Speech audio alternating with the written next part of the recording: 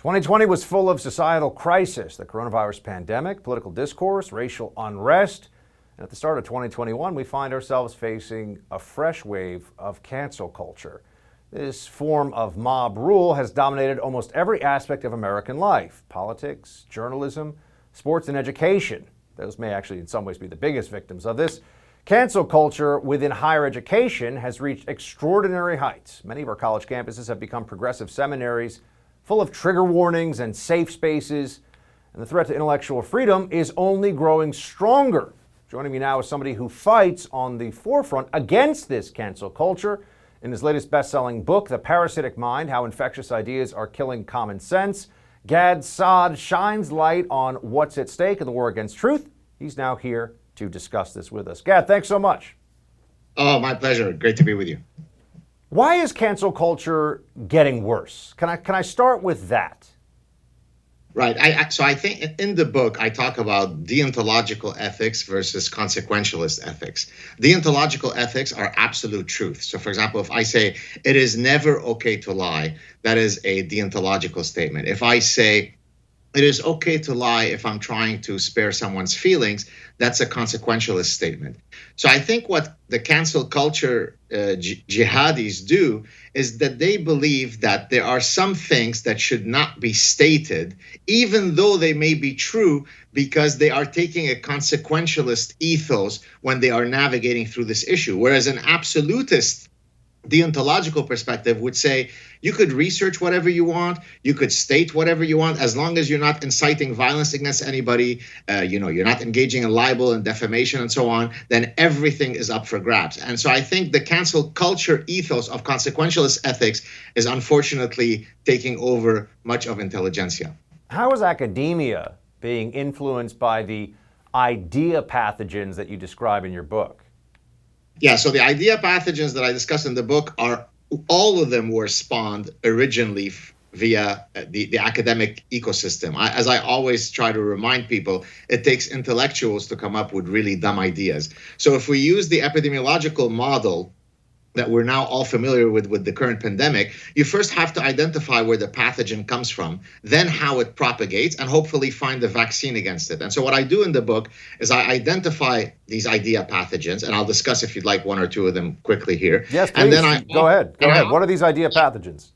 So the probably the granddaddy of them all is postmodernism, because postmodernism stipulates that there are no universal truths. There are no absolute truths. We are completely constrained by subjectivity. We are constrained by relativism.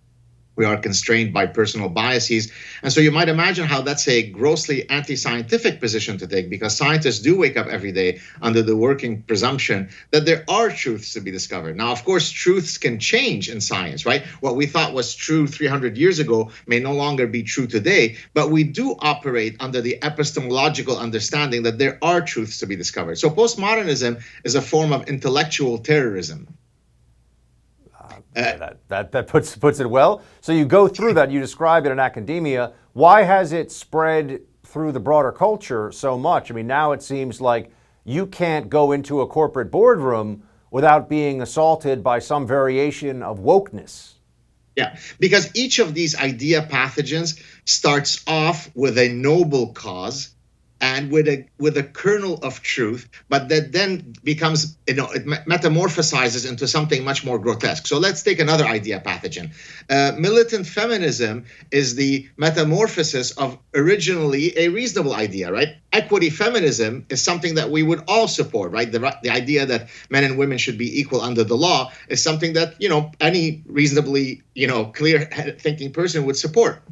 Militant feminism pushes the argument further. It says that in the pursuit of justice across the two sexes, we have to negate the possibility that there are evolved sex differences. We have to negate the possibility that there are evolutionary-based sex differences, which is the field that I study, evolutionary psychology. And so it starts off as a noble cause, but then it metamorphosizes into a dreadful idea pathogen. And as I always tell people, these dreadful ideas are not restricted to academia. They're not just these little esoteric, imbecilic ideas. They eventually become the downstream ideas that become normalized, as you said, in corporations with identity politics and so on.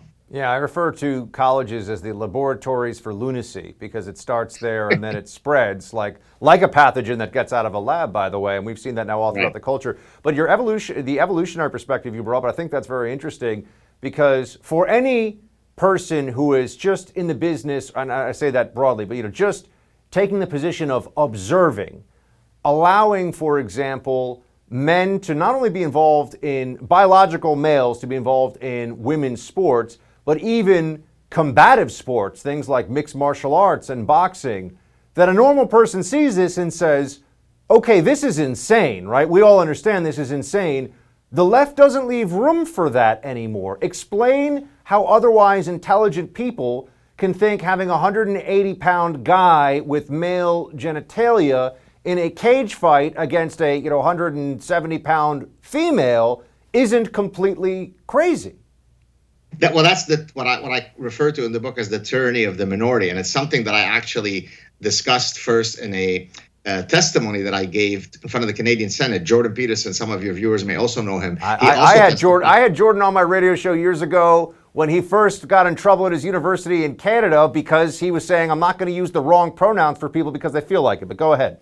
Exactly. So imagine that we had to appear in front of the Canadian Senate at the time it was 2017. So it's the 21st century where we have to say, there really is such a thing as male and female. And here are the evolutionary reasons why there is such a thing as male and female and why they might have physiological, hormonal, biological, anatomical, behavioral differences. So it's really a trip to lunacy. It's an abyss of infinite imbecility, right? Now, why does it happen? Because in the pursuit, in this case, of protecting the feelings of a small marginalized group, we end up trampling on a much larger group called women, right?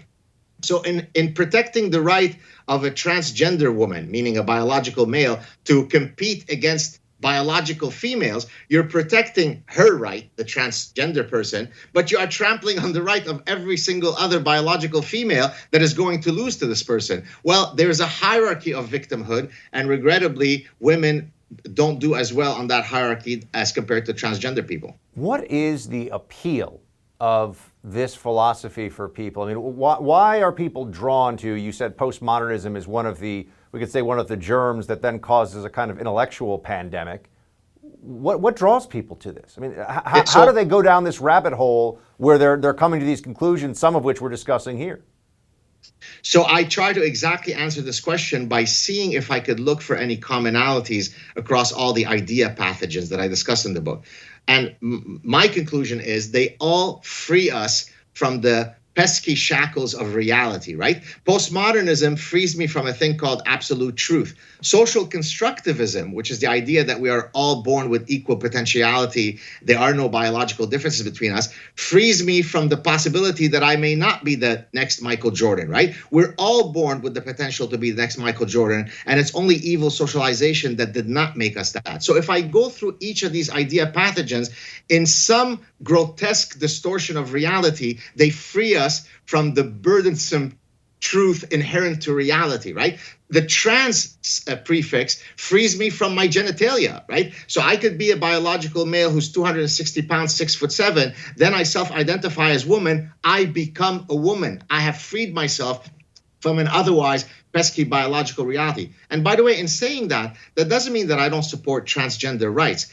Now, I could walk and chew gum at the same time. I could be fully on board with the fact that I want a society where there is freedom from bigotry for all people, while not murdering truth in the service of that noble justice goal. Yeah, we got so much more we can go into here. We'll have to have you back to talk about it again. Congrats on the book and appreciate you joining us.